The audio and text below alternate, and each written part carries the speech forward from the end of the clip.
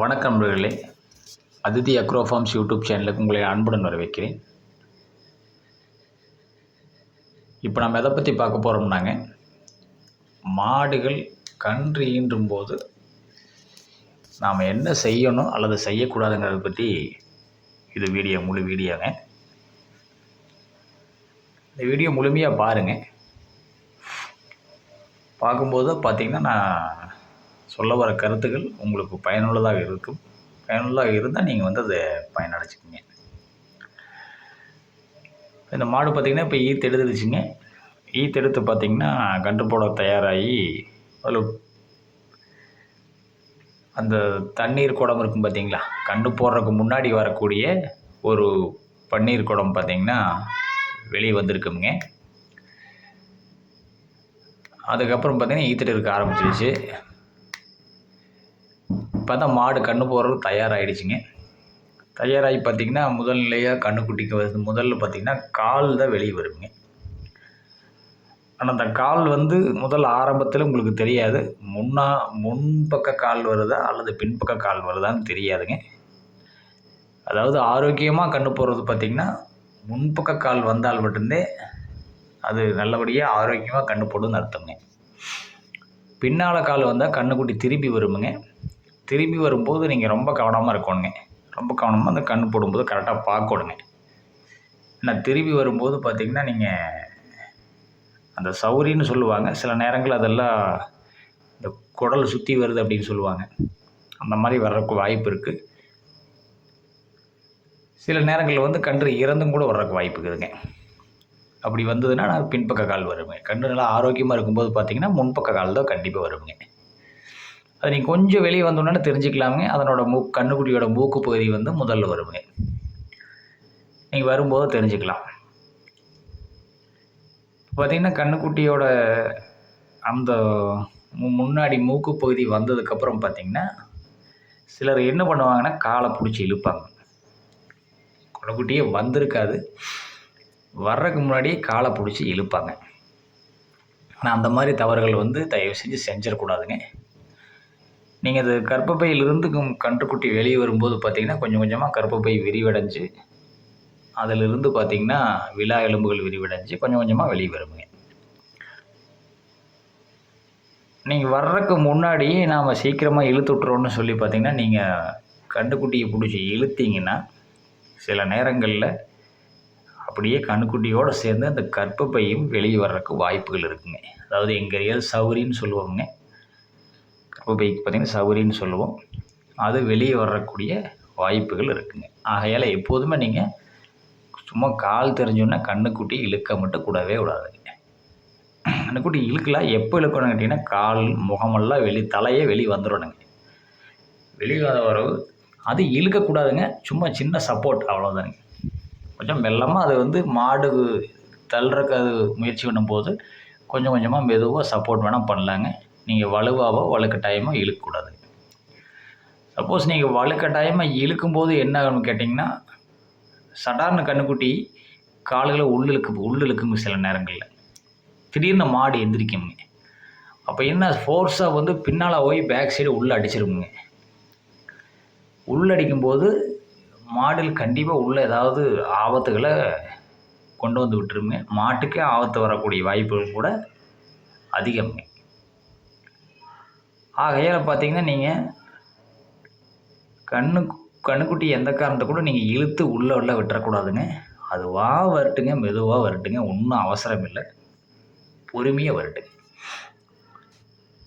அதாவது நீங்கள் ஈர்த்தெடுத்து கிட்டத்தட்ட ஒரு 5 மணி நேரம் 6 மணி நேரம் ஆகி கன்று போடல அப்படின்னாட்டா உங்களுக்கு அந்த பயப்படக்கூடிய சிரமமுங்க.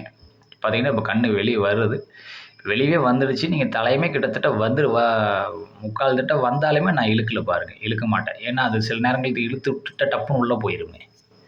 இப்போ அதுவாக எந்திரிச்சிருச்சு பாருங்கள். இப்போ எந்திரிக்கும் போது பார்த்திங்கன்னா மாடாக அதுவாக போட்டதுனால டப்புன்னு உள்ளே போகாதுங்க.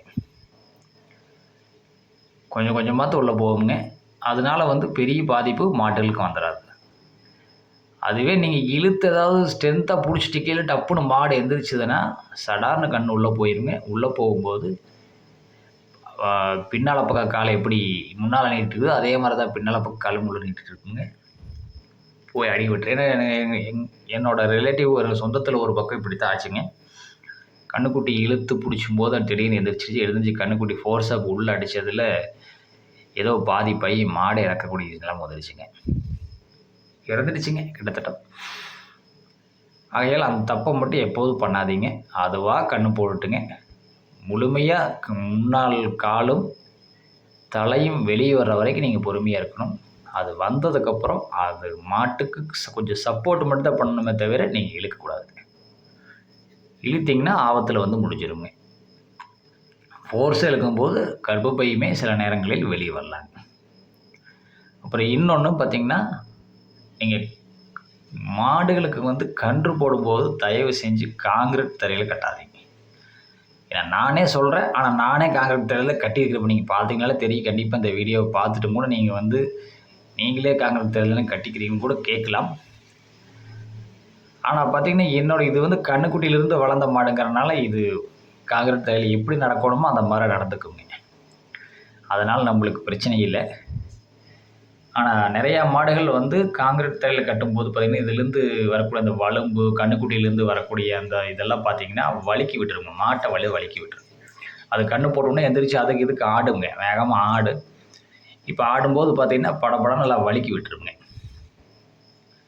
இந்த வீடியோவில் குறுக்க என்னோடய குழந்தைகள்லாம் பேசியிருப்பாங்க. நீங்கள் இது தப்பாக எடுத்துக்க வேண்டாம்.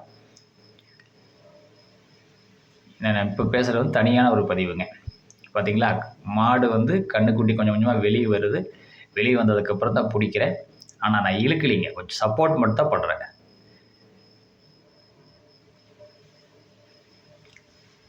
இப்போ பாதி கண்ணுக்குட்டி வந்துட்டால் நீங்கள் ஓரளவுக்கு கொஞ்சமாக இழுத்து விடலாங்க. ஒன்றும் தப்பு வராது. முன்னாடி மட்டும் இழுக்கக்கூடாதுங்க எப்போதுமே. கொஞ்சம் கொஞ்சமாக சப்போர்ட் பண்ணி அப்படியே இழுத்து விடலாங்க. கையில் வழுக்குங்க. அது நீங்கள் ஏதாவது துணி மாதிரி வச்சுக்கணும் எப்போதுமே. அப்புறம் இழுத்து விட்டுட்டு நீங்கள் அது கூடிய தொப்புள் கொடியை வந்து நிறையா பேர் என்ன பண்ணுறாங்கன்னா, தெரியாமல் ஒரு கத்தி ஏதோ ஒரு அருவாள் வச்சுருப்பாங்க பக்கத்தில், எடுத்து அறுத்து விட்டுறாங்க. தொப்புள் கொடியை கட் பண்ணி விடுவோம் மட்டும் அதெல்லாம் ஒன்றுமே நீங்கள் பண்ண வேணாம். அதுவாக மாடு எந்திரிக்கும் போது அதுவாக அந்துரும். அதுவாக எந்த இடத்துல மெல்லிசாக இருக்கோ அந்த இடத்துலேருந்து பட்டுன்னு அந்துருமுங்க. நிறைய பேர் கத்தியில் அறுத்து விட்டுறாங்க. அதெல்லாம் தப்புங்க. அது வந்து உள்ளே இன்ஃபெக்ஷன் ஆயிருங்க. பார்த்தீங்களா, அதுவாக அந்துருச்சு. பார்த்தீங்களா, உள்ளே இருந்ததுன்னா எதுவுமே பண்ணல, அதுவாக அந்துருச்சு. தொப்புள் கொடி இறக்கும்போது லைட்டாக உங்களுக்கு அந்த இடத்துல ப்ளட் வருங்க. ஒன்றும் நீங்கள் பயப்பட வேண்டியதில்லை. அதனால் ஒன்றும் ஆகாதுங்க. பார்த்தீங்களா, இதுவே வழுக்கு பார்க்குறது பார்த்தீங்களா. ஆகையால் நீங்கள் இது இங்கேருந்தே பழகின மாடனால அது தயாராக கரெக்டாக எந்திரிச்சிக்குங்க. ஆனால் நீங்கள் எந்த காரணத்தை கொண்டும் நீங்கள் காங்கிரீட் தரையில் கட்டிடாதீங்க. கட்டினீங்கன்னா மாட்டுக்கு ஆபத்தாயிருங்க. அவுத்து விட்டிங்கன்னா அதுவே கண்ணுக்குட்டி சுத்தமாக மேலே இருக்கிறத பூரா அதுவே நக்கி எடுத்து சாப்பிட்டுக்குங்க. கண்ணுக்குட்டி சுத்தமாயிருங்க. நீங்கள் பயப்பட வேண்டியதில்லை. அதே மாதிரி கண்ணு போடுவது பார்த்திங்கன்னா சில நேரம் உடனே எடுத்து ஊட்ட வைக்கணும்னு சொல்லுவாங்க. அதெல்லாம் வேண்டியது இல்லைங்க. நீங்கள் காட்டுக்குள்ளே மாடுகள் இனது இந்த உடனாக ஊட்டுதுங்க, அதெல்லாம் இல்லைங்க. 5 மணி நேரம் 6 மணி நேரம் ஆகி தான் அந்த கண்ணுக்குட்டி மெதுவாக எந்திரிச்சு நிற்குங்க. நின்று தான் ஊட்டுது, ஆரோக்கியமாக தான் இருக்குதுங்க. அதனால் அப்படியெல்லாம் நினைக்க வேண்டியதில்லை. நீங்கள் அது ஃபுல்லாக அந்த மேலே கூடிய ஈரமெல்லாம் கொஞ்சம் காயிட்டுங்க. காஞ்சி இந்த கன்று கொஞ்சம் எந்திரிச்சு நிற்கிறதுக்கு தயாராகட்டுங்க. ஒரு 1.5 மணி நேரம் 2 மணி நேரம் நீங்கள் விடலாங்க, ஒன்றும் தப்பு வராது. கொஞ்சம் நல்லா எந்திரிச்சு நிற்கிறதுக்கு தயாரானதுக்கப்புறம் நீங்கள் தூக்கி வச்சு கண்ணுக்குட்டியை மாடுகளில் பால் குடிக்க வச்சிடலாமுங்க.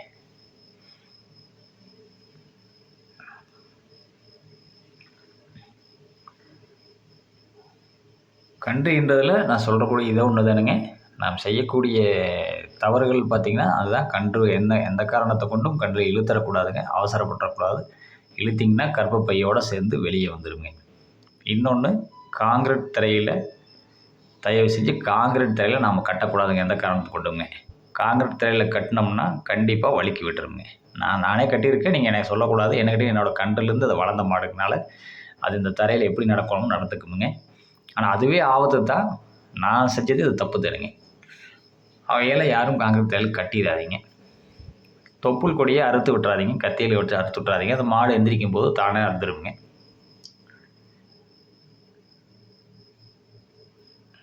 கன்று போட்ட பின்னாடி கொஞ்சமாக அடர் தீவனம், ஏதாவது பருத்தி கொட்டையோ பருத்தி விதைகளோ அந்த மாதிரி ஏதாவது இருந்தால் மாட்டுக்கு கொஞ்சம் கொடுக்கலாங்க. அளவாக கொடுங்க, ஒரு 1/2 கிலோ அளவு கொடுங்க.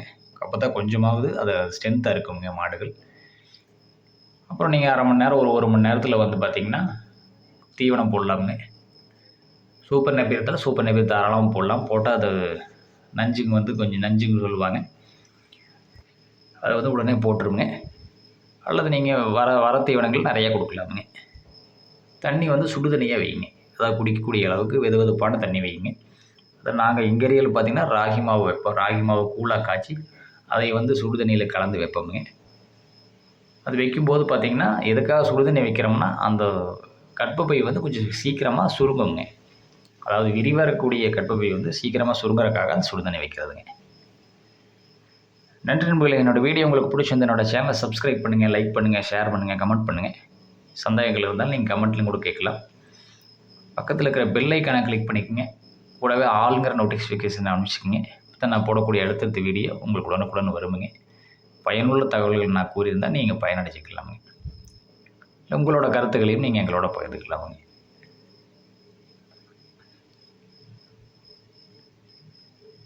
நன்றி நண்பர்களே. நான் போடக்கூடிய வீடியோ எல்லாமே என்னோடய பண்ணையில் நான் என்ன செய்கிறேனோ அதை மட்டும்தான் போடுறேங்க. ஏன்னா விவசாயத்தில் எல்லோரும் பயனடையணுங்கிற ஒரே நல்லெண்ணத்தில் தான் போடுறோங்க. என்னோடய சேனல் உங்களுக்கு பிடிச்சிருந்தா என்னோடய சேனலை சப்ஸ்கிரைப் பண்ணிங்க. நன்றி நண்பர்களே. வாழ்க வளமுடன்.